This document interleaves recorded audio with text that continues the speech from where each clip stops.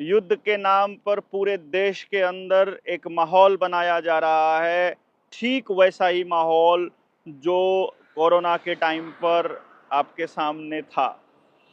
उसी तरह से आपके जिला अधिकारी, आपका एसडीएम, आपके अफसर, जिनको आप अफसर कहते हो, वो अधिकारी आज आपके सामने आकर के कह रहे हैं कि गांव में कोई संदिग्ध व्यक्ति ना हो, गांव में घरों के अंदर बंद रहो, घर से बाहर कम से कम निकलो, या इसी तरह की तमाम बातें हम कर रहे हैं जो उस वक्त कर रहे थे।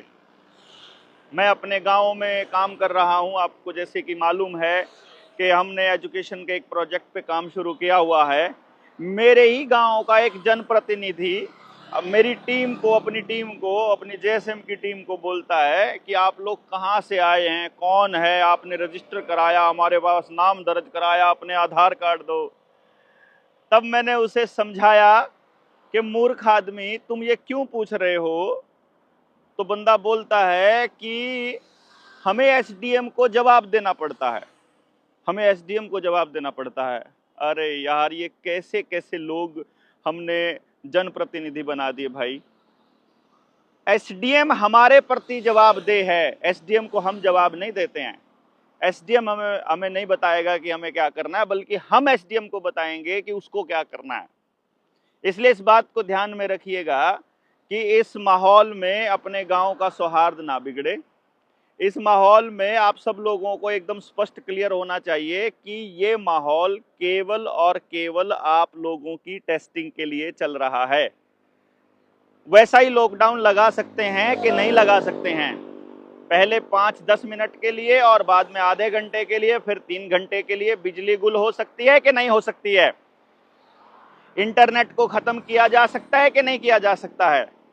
अगर 10 दिन के लिए बिजली ना आए और इंटरनेट गायब हो जाए, और फिर जब इंटरनेट आए और आपके पैसे गायब हों, तो आपको कैसा लगेगा? लेकिन लोन अमाउंट यूं की त्यों पड़ी हो।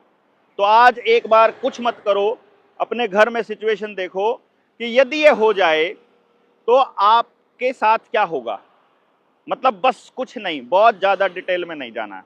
आप कमेंट बॉक्स में इतना लिखिए कि यदि आज इस वक्त आपके घर की बिजली गुल हो जाती है और आप कुछ भी एक्सेस नहीं कर पाते हो जो बिजली से चलता है, तो अपने जीवन के लिए आप किस पर निर्भर रहोगे? दूसरे नंबर पर आपको यह सोचना है, यदि इंटरनेट गायब हो जाए तो आप किस पर निर्भर हैं? आपके पास अपना विनिमय करने के लिए, एक दूसरे को देने के लिए कितना पैसा है? अभी नहीं है। कमेंट बॉक्स में लिखते जाइए। तीसरा सवाल यह है कि यदि इंटरनेट जब वापस आए और उस वक्त आपके खाता तो खाली मिले और जो लोन अमाउंट है वो आपको देना पड़े, तो आप कहां से दोगे? खाता खाली है तो आपकी क्या चीज गिरवी रखी है जो आपको देनी पड़ेगी? ये रैशनल सवाल हैं जो हम आपको बता रहे हैं। ये युद्ध के जो सायरन बज रहे हैं, ये केवल और केवल टेस्टिंग चल रही है, असल में कोई युद्ध नहीं हो रहा है। जैसे अफवाहें फैलती हैं कि इस गांव में टाइगर आ गया, उस गांव वालों ने देखा है, देखा ना उन्होंने होता ना उन्होंने होता, उस गांव में चर्चा चल रही होती है, उन्होंने देखा, उस गांव पे चर्चा चल रही होती है, उन्होंने देखा। उस दौरान आपने देखा होगा कि जिस वक्त उस बीमारी का जिक्र मैं आपको अभी थोड़ी देर पहले किया, उस बीमारी के दौर में आपके शहर में खबरें आती थी कि मुंबई में इतने मर गए हैं, और मुंबई में खबरें आती थी कि करनाल में इतने मर गए हैं। अलग जगह का आंकड़ा आपके सामने रखा जाता है, क्योंकि वहां का आंकड़ा रखोगे तो आपके सामने ये होगा कि यार इस गांव में तो कुछ भी नहीं है, हम गांव में लगे पड़े हैं। अपनी टीम जब गांव में जाती है तो उनके पास मोबाइल एक्सेस करने का समय नहीं होता है, तो उस वक्त वो देखते हैं कि यार यहाँ पे तो कुछ भी नहीं हो रहा है, इधर तो कुछ भी ऐसा पंगा नहीं है, कोई ऐसा पेंडेमिक वाला या ऐसा मतलब पैनिक अटैक वाला या फिर कोई युद्ध वाला ऐसा कोई माहौल है नहीं है। वो माहौल तो बनाया जा रहा है। आप उस गेम में फंसते हो कि नहीं फंसते हो, ये आपको देखना है। तो आपको इन सवालों के जवाब ढूंढने हैं। कोई भी अफसर यदि आपके गांव में आकर आपके गांव को लॉकडाउन लगाने का या बंद करने का या घर जाने का या किसी के ऊपर मतलब वो करने का मतलब फरमान जारी करता है, तो पूछना है कि क्यों। और फिर वो कहता है कि देश में नेशनल सिक्योरिटी के नाम पर किसी को भी अंदर कर देना, किसी के खिलाफ एफआईआर कर देना, ये इनका पुराना खेल रहा है। और मेरे खिलाफ भी एफआईआर होने वाली है, तो सभी लोगों को अपनी ईमेल आईडी तैयार करके रखनी है कि उसके ऊपर किस तरह से हो गई। हमारा चैनल भी बंद हो सकता है, बड़े बड़े वकीलों से आपको संपर्क रखना पड़ेगा। क्यों? क्योंकि हम इनकी पोल खोल रहे हैं। जैसे पहले मास्क के नाम पर इन्होंने बंद करने की कोशिश की तो हमने विरोध किया था, आज हम, ये लोग क्या कहते हैं, सेना के पल्लू के पीछे छुपते हैं हरामखोर बीजेपी वाले, और कहते हैं कि आज के टाइम पर सवाल मत पूछो। तो कब पूछेंगे हम तुमसे? जब कोई आदमी मर जाए सड़क के ऊपर बोले लाश के ऊपर राजनीति मत करो। जब किसी का रेप हो जाए तो बोलते हैं रेप के ऊपर राजनीति मत करो। जब बेरोजगारी का मसला होता है तो बोलते हैं बेरोजगार कोई नहीं है, सबके पास काम है, जो काम नहीं करना चाहता केवल वो बेरोजगार हैं। जब नौकरियों की बारी आती है तो वो कहते हैं कि जो लायक है उनको नौकरी मिल रही है। तो क्या इस देश के अंदर जो इस तरह से बेरोजगारी बढ़ रही है, 45 करोड़ जो नौजवान हैं वो नालायक हैं जो बेरोजगार हैं? यही बात आप लोगों को पूछनी है कि जब अधिकारी आपसे पूछे कि आप लोग यहाँ बाहर क्या कर रहे हैं, तो आपको बताना है कि तुम्हें क्या मतलब है इस बात से, और वो आपको बताएगा कि हमें आपकी चिंता है, वो आपको बताएगा हम आपकी ही सुरक्षा के लिए बोल रहे हैं, आपके फायदे के लिए और आपके भले के लिए बोल रहे हैं।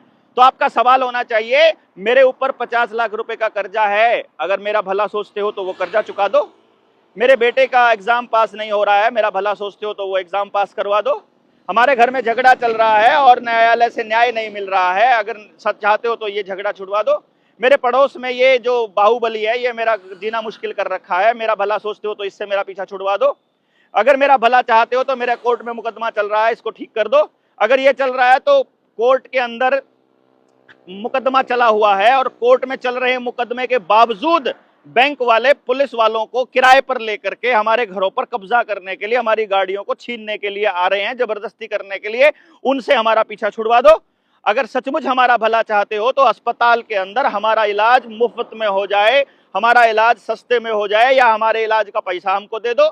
अगर हमारा भला चाहते हो तो हमारे हर बच्चे के जीवन को सिक्योर कर दो।